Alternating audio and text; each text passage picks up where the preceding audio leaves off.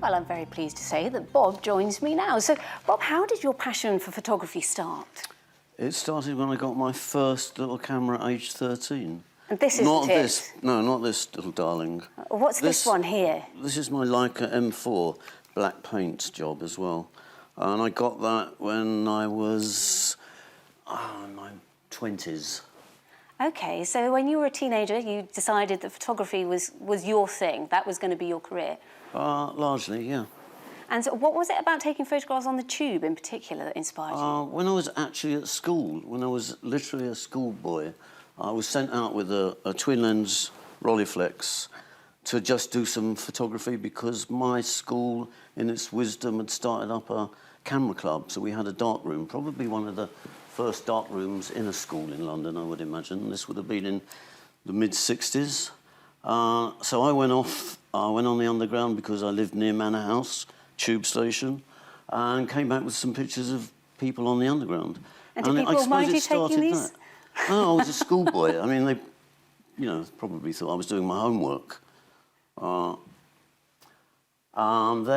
I shot pictures down the years ever since then. And on the tube. They are absolutely fascinating to look at. I mean, they are a social history in document form of photographs. And looking at the changes that we've seen over the last 40 years, just kind of the social habits. I mean, I think there's a picture of a woman holding a pint, isn't there? And someone's having a cigarette. Holding a glass of whiskey, yeah. New Year's Eve. I mean, there's been huge social change over 40 years, and it's clearly seen there in black and white. I set out to document that from word go. No, that's a lie, actually. I had no idea. I had no idea that I'd be sitting here 40 years later talking about them. I mean, I did start to think that I was doing something that no one else was. Mm. And there's one picture of a mixed-race couple, a white man and a black woman. Was this something that was unusual to see in those days? I don't recall it as being unusual. I mean, you talked about the picture of the two people. I can't remember where it was now, but it wasn't unusual, but I really like to show that about London and about humans too, that, there aren't barriers. That's shouldn't it. be. And you get a real sense of the music scene as well in those times. Lots of fabulous pictures of punk rockers. I was a latent hippie, if not a complete hippie then, and so I was into that myself, and I wanted to be a musician, and unfortunately I've never achieved that. There's still time.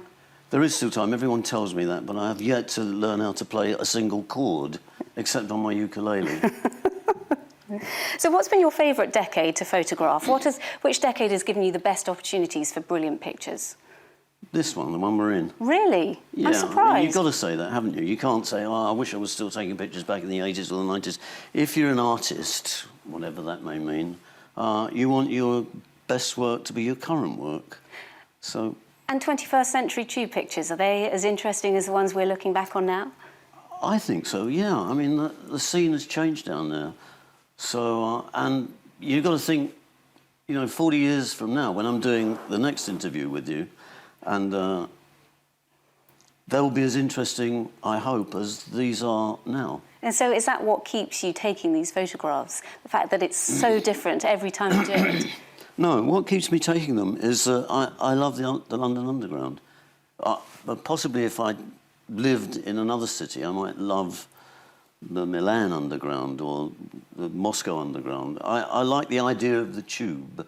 And I was born in the East End. I'm a Londoner. I like the culture of the tube. And the different people that you see on a daily basis. Yeah. And the technology, obviously we touched on it at the top of the chat, has changed phenomenally. That is the camera that you had in your 20s. I believe you've got your modern-day camera with you there. How has the technology changed in your lifetime, and has it made it easier? Do you think you get better pictures now? Even you could get a better picture now. Yeah, that's saying something. Yeah. Well, everyone's a photographer now. Unfortunately, that has a downside to it, because all us photographers are out of work now. But, photography is an art form, and it doesn't matter how many millions of people there are out there with iPhones and whatever it is they're using. It takes an artist to produce an interesting photograph. And I imagine, looking back at those pictures that we've been seeing, that people seem very happy to have their photograph taken. Like you say, you were a young man, people weren't too concerned about you snapping away. I look now. What about now, though? People, I think, would perhaps feel a little bit more insecure about a stranger. There's a degree of paranoia. Sorry to cut in on you. There's a degree of paranoia that wasn't there then. You know, it's a terrorism, paedophilia thing, mainly. So that is. It's hard to shake that off now. And there have been a couple of times recently when I've gone, I don't think I'm even going to look as if I'm trying to take a picture because it's uncomfortable. Yes. I might not have thought that then. And lastly... For the same reasons, anyway. Do you have a favourite picture? No, I like most You like them all? Well, yeah, they're all fabulous in their own good. right. Yeah. Well, Bob Mazzer, it's been a pleasure to speak to you. Many thanks. Thank you, Polly.